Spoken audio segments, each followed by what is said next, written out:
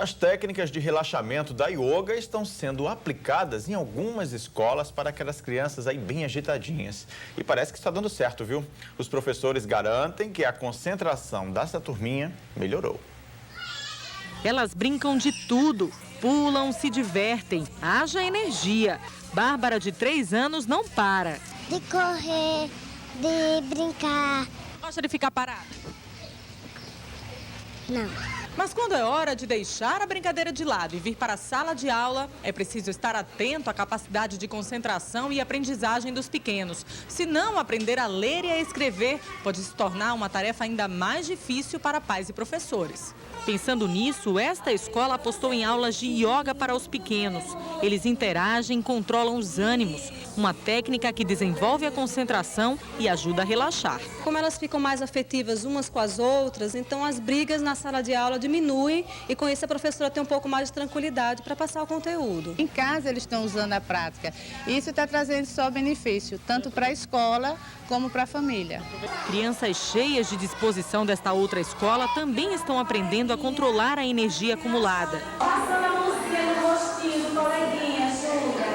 Técnicas de relaxamento que também estimulam a afetividade. Fica mais amorosa, carinhosa com os amiguinhos. É preciso que a criança aprenda a se concentrar, a se encontrar consigo mesma. Vai desenvolver a autoconfiança, estimular a motivação para outras atividades e paz interior.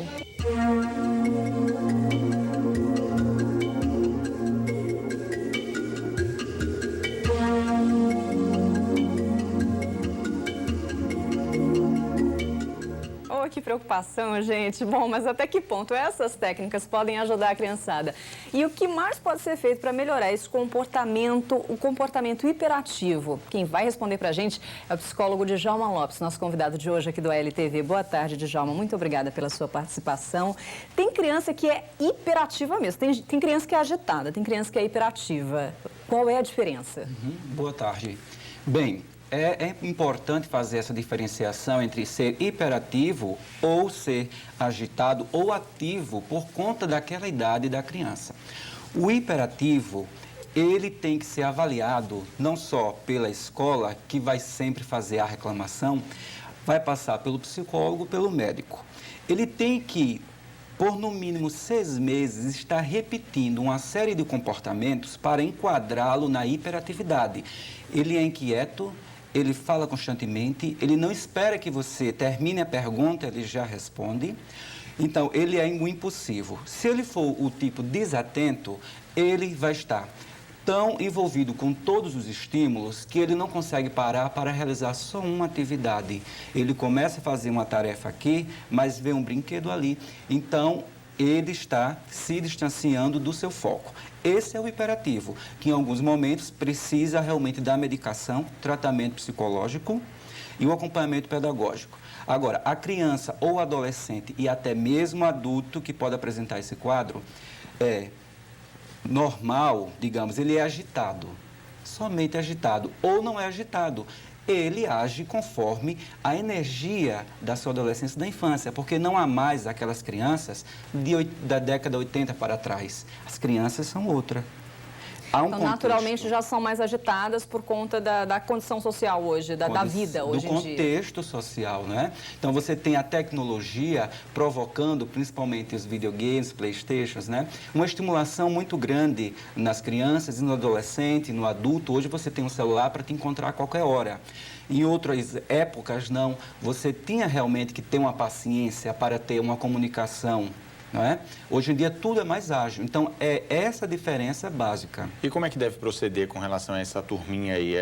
A prática de esporte, dar uma atividade por vez, como é que deve ser o comportamento? É diferenciado em relação às outras, É diferenciado, mas você pode aplicar para os dois tipos, hiperativos e ativos simplesmente, algumas técnicas, como por exemplo, utilização de jogos onde você ensine esse adolescente, essa criança, que existem limites, que existem regras, que ela tem que esperar, que ela não pode ultrapassar a fila, que ela tem que se concentrar. Então, dá um jogo de xadrez, dá uma dama, entendeu? A família tem que participar. É um exercício muito para os pais que acabam perdendo a paciência, né? Pois é. Então, se os pais não fizerem essa aliança, esse compromisso com os seus filhos, né, então ele vai só prolongar esse problema. Então tem que ter atividades que estimulem a concentração. As técnicas de yoga, elas ajudam no relaxamento mesmo e a focar? Uhum. Existe uma pesquisa na Universidade de Alemanha, em Heidelberg, que eles comprovaram que o yoga realmente influenciou em ondas cerebrais no sistema nervoso de alguns adolescentes e crianças, que conseguiu apaziguar, minimizar esses estados hiperativos. Então dá certo. Dá certo. E o importante também, tipo, se você vai estudar com essa criança, passar uma atividade de casa, é evitar ter muitos elementos. Televisão ligada, som ligado, porque distrai muito. É né? ensinar uma coisa por vez.